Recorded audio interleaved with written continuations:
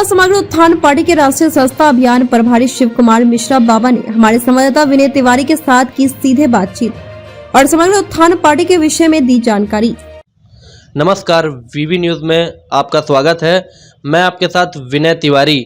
आज हमारे बीच में समग्र उत्थान पार्टी के राष्ट्रीय सदस्यता अभियान प्रभारी शिव कुमार मिश्रा बाबा जी हैं। आज हम जानेंगे कि आपकी पार्टी किस नियमों में कार्य करती है, किस उद्देश्यों में कार्य करती है। हम सीधे बात करवाते हैं आपकी। नमस्कार। सबसे पहले आप सभी को नव वर्ष की हार्दिक शुभकामनाएं। देशवासियों को हमारी तरफ से हार्दिक शुभकामनाएं।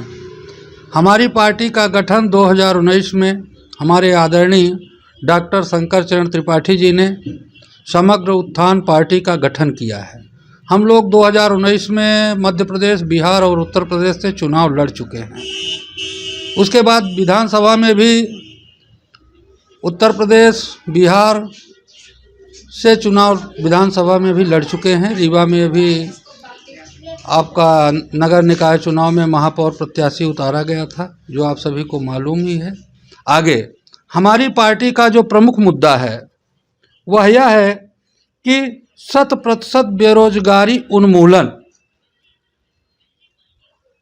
दूसरा मुद्दा यह है कि भारत की खोई हुई जमीन को वापस लाना, मिलिट्री आधारित शिक्षा और जैविक खेती को अनिवार्य रूप से लागू करना, यह हमारे पार्टी के प्रमुख मुद्दे हैं। अभी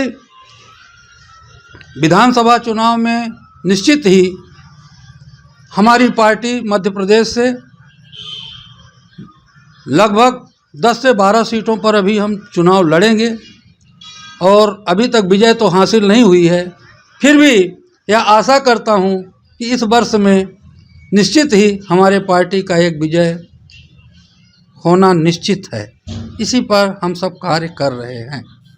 जैसा कि आप जानते हैं कि अभी भाजपा की सरकार है, तो आप बेरोजगारी, शिक्षा के बारे में क्या कहना चाहेंगे? देखिए, ऐसा है, वह किसी को छुपा नहीं है। आज जो चल रहा है वह वास्तविक रूप से मध्यम वर्गीय लोगों का यह महंगाई कमर तोड़ने वाली है।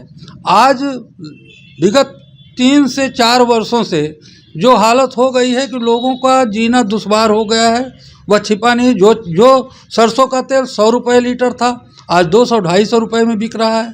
जो आटा 15 रुपये था, आज 40 रुपये 30 रुपये मिल रहा है। जो पेट्रोल डीजल 60-70 रुपये था, आज 100 रुपये से पार जा रहा है। मतलब किसी प्रकार से महंगाई में कोई कंट्रोल सरकार का नहीं है।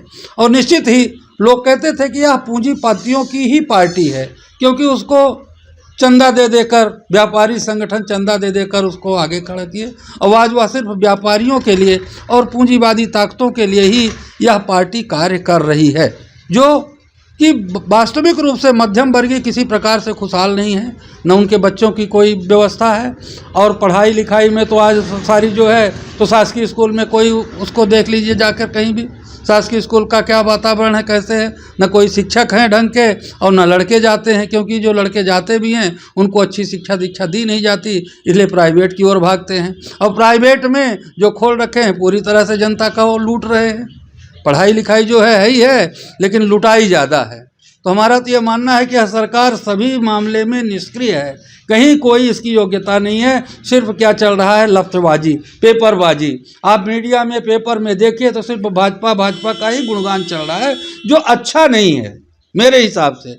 क्योंकि करनी और कथनी में इनके बहुत अंतर है। कहते तो कुछ हैं, कर कुछ रहे हैं। आज यही सामने ही मेरे देखिए नाली बजबजा रही, चारों तरफ से ये नालियों का हाल ये है। यही स्वच्छता है। आप उधर कैमरा घुमा के अपना देखिए, यही नहीं कहीं भी देखिए। जिस गौवंश के नाम पर बात करती है, आज किसी भी रोड में चले जाइए, वहाँ आपको 4 गायें, 4-6 गायें जरूर पड़ी मिलेगी, क्योंकि उनका कोई वो नहीं है। जो खेती होती भी थी, किसान, आज किसान क्यों टूट रहा है? क्योंकि वह फसल बोता तो है, लेकिन उसको काट नहीं पाता है। काटने का प्रमुख कारण है कि मवेशियों को लोग छोड़ देते हैं। उसका कोई शासन का या कोई उसका प्रतिबंध नहीं है।